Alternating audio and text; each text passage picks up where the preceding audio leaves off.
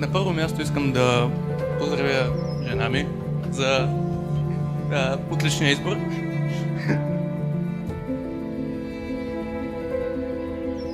Аз много обичам тази жена.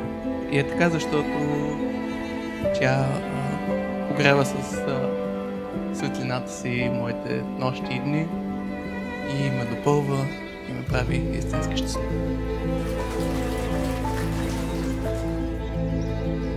Открих мъж, който е интелигентен, красив, обаятелен и скромен. Истината е, че не съм си представила, че ще се омъжа и ще организирам сватба.